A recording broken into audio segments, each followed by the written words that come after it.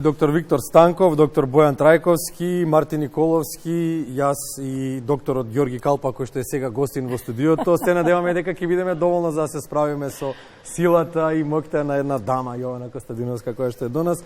Инаку, како воведво... Да, па сите нели рековме дека треба многу повеќе. Како веќе? Горе-долу силата? Горе-долу тука некаде. Инаку со докторот се запознавме непосредно пред доаѓањето во студиото, односно пред влегувањето во студиото и прва тема на разговор беше Даниел Крейг, Джеймс Бонд, Спектра 2015. Така, машки муавет. Машки разговори, кои што се надевам дека ќе го задржат вниманието и кај мажите, но и кај жените. Ние сме тука да ги подсетуваме мажите од време на време дека сега е моментот кога треба да се направи. Добро, кога треба да се направи некој преглед, да се посоветуваат. Па ние сме тука и особено жените, она главната алка карика која што го охрабрува мажот да оди на преглед. Сега, колку тој се грижи за психолошкото здравје, разговараме со асистент доктор Ѓорги Калпак, психијатар од Универзитетската клиника за психијатрија Скопје. Така? Да, ви благодарам за денешното гостување, за поканата да зборуваме нешто за машкото здравје што е навистина важно и битно и како што ме праша претходно, колку често доаѓаат мажите, колку често доаѓаат жените. Се разбира, жените почесто ги гледаме во нашите амбуланти, ако ќе дојдат мажите, веќе станува збор за некоја потешка состојба која што многу потешко се лекува и треба поголем третман за да почне тој лечебен процес. Па затоа збориме. Мажите поретко се јавуваат и треба да се зборува за ова. Се понеодговорни, значи, кога е во прашање психолошкото здравје, но им помага ли тоа што вие сте маж, психијатар, им помага ли тоа дека вие сте сепак маж, па полесно е да се разговара, да се кажат проблемите од маж на маж? Или не е тоа како кај нас жените? Па веројатно и така во неврза моја со другари има еден така наречен издржи менталитет. Издржи додека може. Ние трпиме, и спатиме и издржуваме се додека не може. Не смееме да плачеме, така? Не смееме да плачеме, да, но исто да така покажуваме емоции. Начинот нема емотивна експресија кај нас и самата емотивна експресија е всушност слабост во некоја традиционална смисла.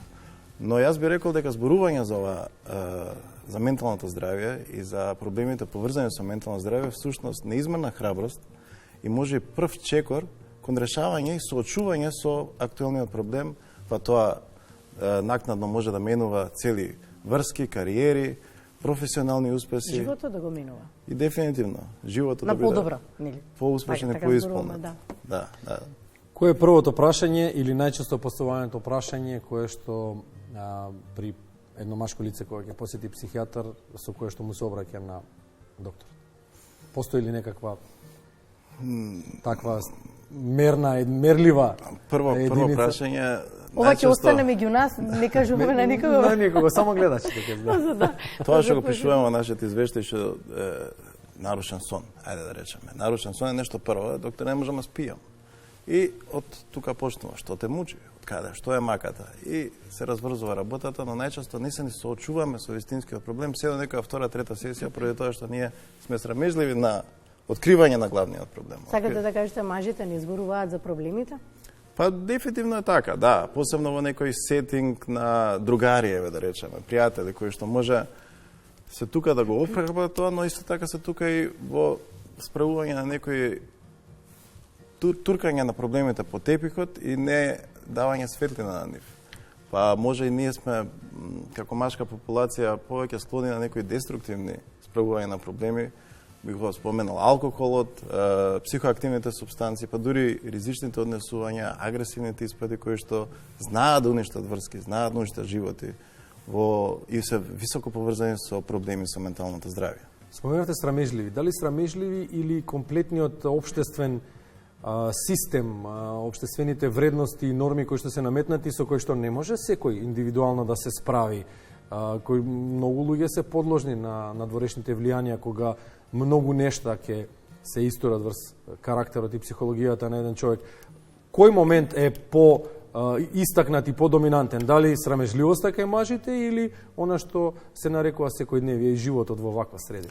Веројатно срамежливоста може да се преведе во нешто помедицинско стигма. Сега таа негативна стигма, негативно мислење кон менталното здравје, всушност прави наметнато од општеството, дефинитивно, некои традиционални вредности, што добро, сега кај младите се повеќе се збори, ваквите емисии имаат за цел, нели, за всушност зборење, јавно говорење за ваквите проблеми, па може ќе се охрабрат луѓе, млади деца, па и повозрасни мажи да зборат, да биде прв чекор за кажување на жената, на пријателите, може да се обратат за одредена професионална помош, за да може да се решат некои конкретни проблеми. Самиот разговор не решава, но ги осветлува проблемите и, како што споменав и претходно, представува прв чекор, може би кон изнаоѓање некоја стратегија за решавање на истите. Добро, докторе, ги споминавте другарите, машките друштва, чисто тие знаат да бидат простор и место за надпревар. И еве, мене како жена ми е несвојствено мажите да се ги кажуваат меѓусебно проблемите за да не бидат засрамени пред другарите, но нели посетата на психијатар треба да биде токму моментот во кој што и простор во кој што безбедно ќе си ги каже проблемите, нели тука ќе остане, нема да излезе надвор од ординацијата, така? И сепак ќе биде разговор со стручно лице. Да. Нели така да речеме горе-долу по дефиниција треба да биде или поинаку е во пракса? Има кампањи кои што се со слоганот како си. Сега тоа како си може и да биде како си брат на некој начин преводот на македонски јазик, за тоа како се чувствува. Сега чувствата не е секогаш тоа што ние го зборуваме, него зборуваме за некои други работи, а исто така и активностите што ги правиме може се деструктивни, може не се едноставно насочени кон решавање на проблемот, него туркање и изоставање на проблемот, па професионалната помош е тука за да помогне едноставно во таа ситуација. Имаме психофармакотерапија, имаме психологија и психотерапевски сервиси кои што треба да укажат на помош и едноставно пациентите, односно мажите, машката популација се почесто да ги бараат овие сервиси. И тоа само зборува дека има многу повеќе сервиси за жените и на нашата клиника, но тоа е во светски рамки. Треба се Добро, веројатно ако се зголеми потребата, ќе се зголемат и можностите, нели? Па, Тоа така. за се оди така. Така му доаѓа, да. Веројатно. Па Но веројатно и Треба да се зборува. Првиот начин на справување нешто е да се признае проблемот. И зависностите се нешто што најчесто се прибежиште за решавање на тие проблеми, но алкохолот, коцката и така натаму се некои проблеми што често ги гледаме во нашата амбуланта и се предизвици за третман и за понатаму лечење. Споменавте дека доаѓаат мажите во сивило кај вас.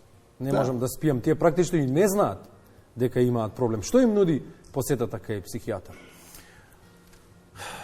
Осознавање на проблемот, осветлување на проблемот. Ба најчесто и викам и сопругата или девојката да дојдат тука заедно да го разговараат проблемот, пошто тоа всушност и не се случило претходно.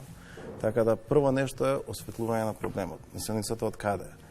Зашто имаме некоја нефункционалност на некој животен план, кој што може ги загрижува.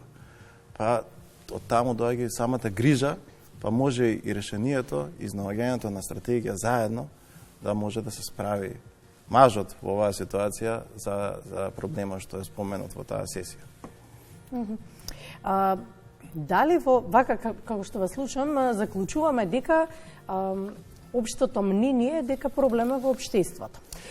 Дали кога е веќе таква состојбата, кога вие како помлада генерација на доктори веројатно очекуваме да ги направите вие тие проблеми, дали во образованието, во стручното медицинско образование се посветува посебно внимание на психолошкото здравје кај мажите? И дали може би сме доволно или погрешно информирани, мажите веќе кажам, за тоа што е посета на психијатар?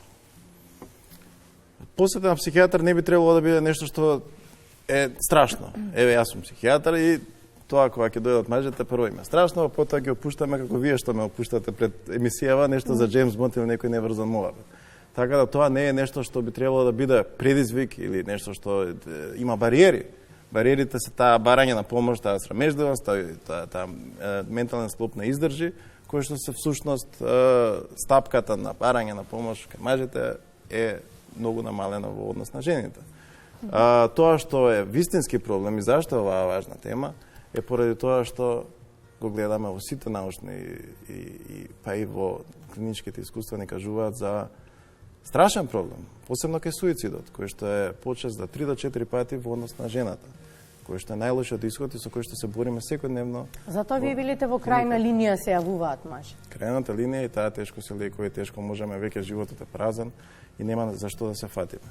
Затоа раната детекција и препознавање на симптомите не само од фамилијата, туку од пријателите. Докторе, извинете ве, прекинам, размислувате некако да ја актуализирате оваа тема уште во основните училишта?